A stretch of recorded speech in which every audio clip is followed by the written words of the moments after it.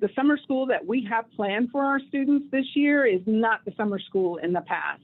The summer school in the past would have been remediation. Well, this summer school is all about acceleration. We're putting enrichment, we're putting in content areas that normally wouldn't be taught during this summer school, such as science and social studies, putting in STEM activities tied to language arts and mathematics to support students. But the goal is to accelerate the learning. There was no playbook to tell us what to do, how to do it, and when to do it. So we developed our own playbook. And so starting with the guiding principles, we started with making sure that everyone sort of knew what were the first set of rules or guides in our guidebook. That the district was going to implement the CDC and FDOE wherever possible. So the CDC said students need to be 6 feet apart. We knew that wasn't going to happen. And so we made it clear up front with the, I think Victor talked about as much as possible. That became a word that was very prevalent. We'll do it as much as possible, but impossible was not an option. Everything was possible.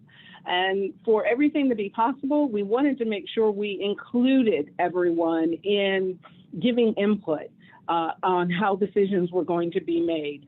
We reached out to our medical community. As you can see, we talked to a number of medical experts on helping us develop our reopening plan. I will tell you, we came from a place where my instructional personnel were hesitant about returning to school. They had been through what we deemed a successful, complete remote teaching over 130,000 students remotely and felt like we should open up remotely. But when that executive order came out that we had to open our facilities 5 days a week, we had to get a lot of input from them so that we could help them come along beside us as we had to open up our facilities. So we got input from labor organizations, students, parents, contract providers, and other stakeholders. We have privatized transportation, privatized food service, privatized custodians. So we wanted to make those individuals feel a part of the school district, so we asked for their input. We were not going to be able to reduce our class sizes. We were going to implement this school year as closely to a normal school year with the knowledge that we were going to have these layered mitigation strategies put in place. Teachers, school-based staff, and students will be provided with PPE. We provided facial coverings for all of our students, all of our staff. Even our contracted providers, we made sure they had PPE. It went from everything to facial coverings, to gloves, to the hospital gowns, especially in our high medical schools where students have medical needs. We wanted to make sure that those employees and students had access to the same level of PPE that was being offered at Wilson Children's Hospital for their employees. So through that process, it required us to really understand logistics. I became a logistics guru. We would meet every Monday to talk about where we were with inventory and if we were low on inventory, how were we going to ensure that our schools would not be impacted.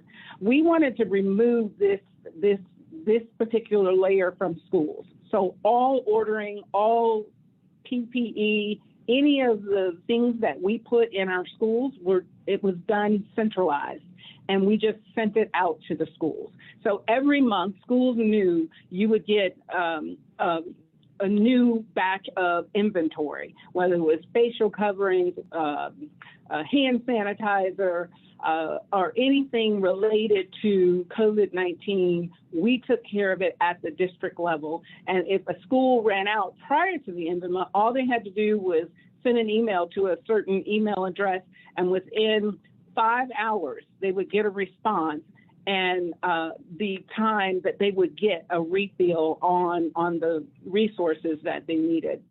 We've talked a lot about what we did for COVID. The bottom line was we still needed to make sure that we were going to provide a high quality education for all of our students. The number one goal was to ensure how we were going to support our students' learning and well-being. And so at the very beginning, we assessed learning loss. We had a very quick assessment that we could give all of our students in grades K through 10 to determine the level of learning loss. What we found was that we had minimal learning loss in reading and the most learning loss in mathematics.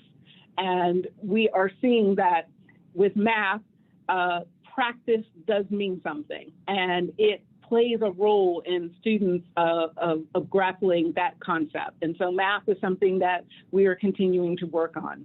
Attend to the social and emotional needs. You will need to attend to those needs, not only for your students, but for your staff. We have a very robust employee assistance program, and we are seeing numbers go through the roof for our staff and supporting them. Addressing the learning gaps. We did a lot of spiraling back to missed content. So once a month during a week, they would go back and what we call spiral back to support students. And in the state of Florida, we are transitioning to new state standards. So we had to train all of our kindergarten through second grade teachers on infusing those new state standards for this upcoming school year, and then accelerate learning. The summer school that we have planned for our students this year is not the summer school in the past.